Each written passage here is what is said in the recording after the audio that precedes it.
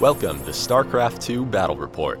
My name's Dustin Browder, I'm the lead designer on StarCraft2. And my name's Robert Simpson, I'm a Blizzard Esports team member. We've got a great game for you here today. We've got Matt Cooper playing as the Blue Zerg, and we've got David Kim playing as the Red Terrans. These players are going to be duking it out on blistering stands. This is a 1v1 map that no one at home has gotten to see yet.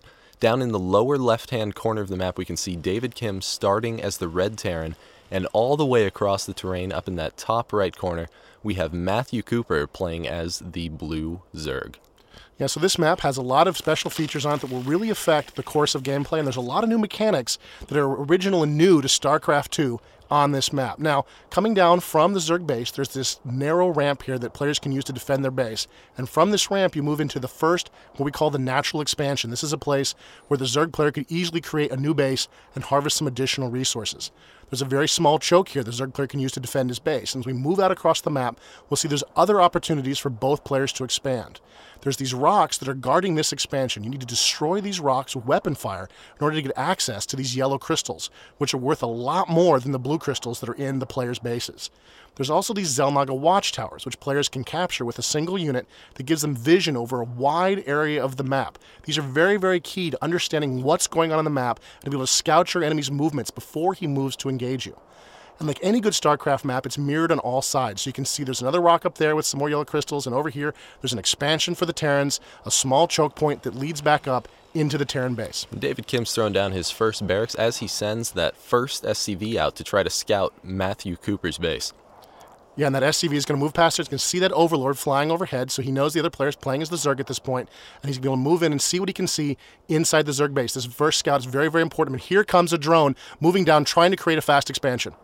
And here he goes. It's looking like that SCV is just going to miss that drone. We can see that Matt Cooper was saving up his minerals to try and get the fast expand down. And it looks like David Kim moves away. He doesn't see this expansion. And Matthew Cooper seizes the opportunity and places that natural expand. What a great move by the Zerg player. That SCV could totally have blocked that drone from making that hatchery. The hatchery cannot build where the SCV is standing. So the SCV could just hung out there and blocked that drone from making that hatchery. Instead, the drone sneaks off, hides in the back, and he's able to make the expansion, put the hatchery in play, and the SCV is reduced to just scouting around inside the Zerg base. And so David Kim is moving this SCV around, and it looks like Matt Cooper tries to throw down a spawning pool, but that SCV gets a little revenge by blocking it, delaying it for a few seconds. Matthew Cooper knows that he needs to get down that spawning pool to keep up, and there it goes. Yeah, that's exactly what he was hoping to do with the hatchery. He could have kept that hatchery occupied and off the board for a long time, but instead the hatchery has gone down, and now even the spawning pools go down, and that SCV is just reduced to scouting around inside the base.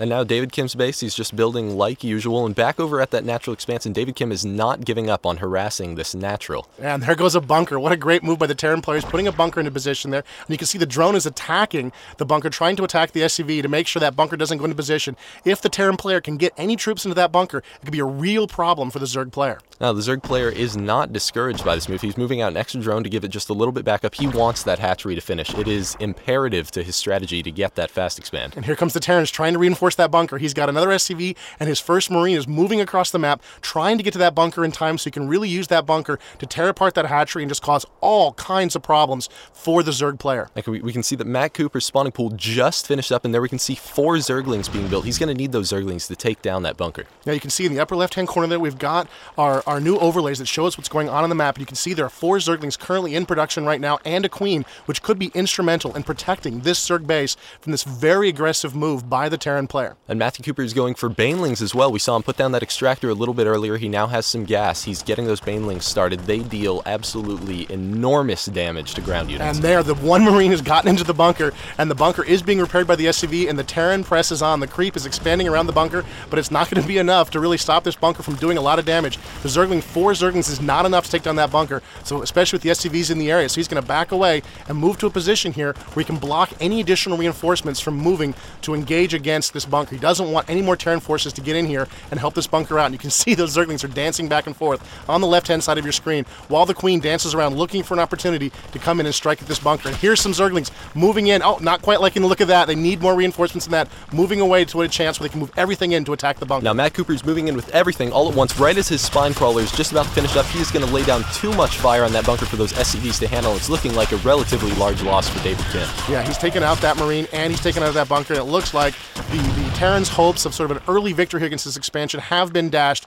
The Queen is in play, and the Zerglings are free, loose, moving across the map. Now we can see the Queen taking advantage of spawning those extra larvae on that hatchery. We just saw them fly off of there. Back over at David Kim's base, he has continued production as usual. He does have a second bunker down, and he's going for 2 tech labs in addition to the Merc compound. We could see some Reapers out here. Yeah, the Merc compound allows him to upgrade his Marines, but it also enables him to create Reapers, which is a small, fast, jump jet equipped infantry that can really... Oh, and here comes the Zerg trying to push in. The Terrans bring up a few SCVs as reinforcements, and the Marines manage to drive the Zerg back. The Terrans have managed to hold their choke against what might have been a very dangerous raid by the Zerg. That's right. That was too many Zerglings for just those 4 Marines to try to hold off. So we did bring up those SCVs as a little reinforcement. We do see a couple Banelings being morphed into play over here. Those Zerglings are able to evolve into Banelings, which are little guys that roll around and explode for tons of damage. Yeah, they do a lot of damage to small units like Reapers and like Marines. This could be a real threat to the Terran player, especially if he remains, get in that choke in an area that's small. Those Banelings can do a lot of damage. He doesn't see the Banelings. He doesn't know the threat he's in here.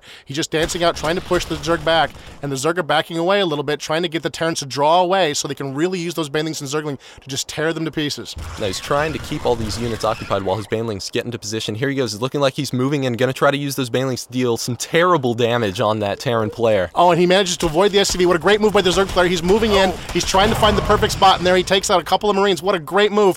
And it looks like the Marines are running for their lives now, trying to get away. He's got 1 Marine, 1 SCV on the run as he tries to get out. He's got 2 Reapers in the base, but it's looking very, very bad for the Terran player right now as the Zerg move in for what could be the kill. If those Banelings are able to get around into the SCVs, we could deal huge economic damage to David Kim, but it's not looking like they're going to be able to get there because he places his Marine perfect. We have a couple of the Reapers laying down some cover fire. Will that Baneling be able to take out both of those Reapers? No, only one of them goes down. He still has the Reaper and the Marine to defend. What a great move by the Terran player. He uses 1 Marine to block that position between those 2 barracks, and it prevented the Banelings from getting in and doing what they really wanted to do, which was get into the SCVs. They could have just done tons of damage to those SCVs, and instead, the Terran player gets away relatively free from that attack, and he's moved into a position here where he's not going to be able to do a lot. Now, the Zerg are moving their spine crawler up to defend their base, and it looks like he's preparing for what could be, what he's worried might be a counterattack. At the same time, he is putting down a Roach Warren, which is going to allow him to put roaches on the battlefield while the Terrans continue to move out and try to keep these Zerg away from his base. Now, all these Zerglings here are just too many for a couple of those Marines in those SCVs, so he brings the Reapers as backup. Will those Zerglings be able to surround the Reapers? No! One of those Reapers in the back only had 10 HP. Due to David Kim's fantastic positioning, he was able to keep that alive and keep the pressure on. And that's a lot of Zerglings on the field right now. We saw a Terran bunker going up there